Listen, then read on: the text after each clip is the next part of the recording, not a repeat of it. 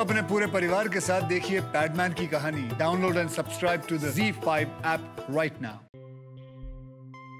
काय हिला काय झालं काय माहिती। आज ऑफिस मधून आल्यापासून हे असंच चाललंय तिचं वागणं। बरं मी बघते।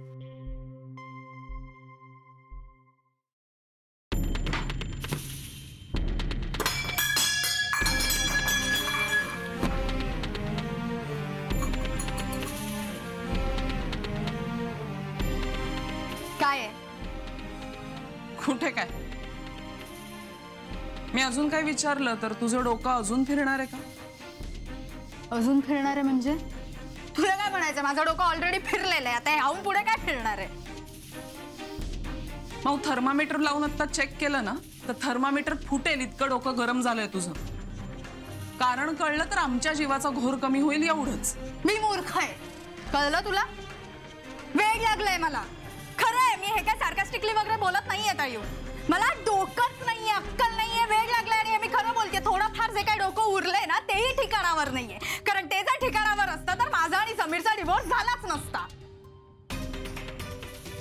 हो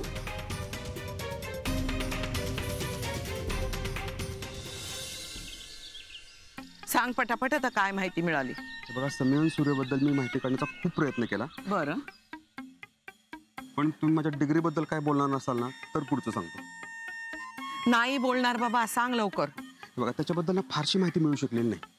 मुळात ना माऊली, मी वकील आहे, मी काही डिटेक्टिव्ह नाही। मी माझी 4 माणसं कामाला लावतो, पण प्रत्येक वेळी ती माणसं अशी काम करतीलच असं कळलं? म्हणजे तुला या बाबतीत काहीही कळलेलं नाहीये? हं?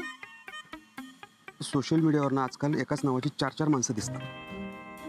समीर आणि सूर्य अशा नावाची 4 माणसं आहेत, त्यांच्याबद्दलची माहिती काढली मी। पण ही 4ही माणसं ना आपल्या कुठल्याच गोष्टीत बसणारी नाही।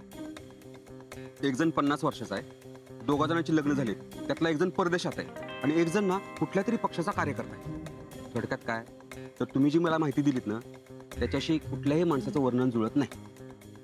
अच्छा, मेनकाचं ज्याच्याशी लग्न ठरलंय ना तो सोशल मीडियावर फारसा ऍक्टिव्ह नसावा। आश्चर्य आहे। मेनकाने निवडलेला माणूस कोणीतरी मोठा असला पाहिजे। आणि अशी लोक सोशल मीडियाचा उपयोग स्वतःच्या व्यवसायाच्या जाहिरातीसाठी करतात। नाही, त्याच्या ऑफिस बद्दल किंवा त्याच्या कंपनी बद्दल अजून काही जास्त माहिती मिळू शकते का? बघते काही काढून घेता आलं तर। लताला त्यातलं काही कळत नाही, समीरशीच बोलायला पाहिजे। पण अजूनही मला हे सगळं संशयास्पद वाटतंय।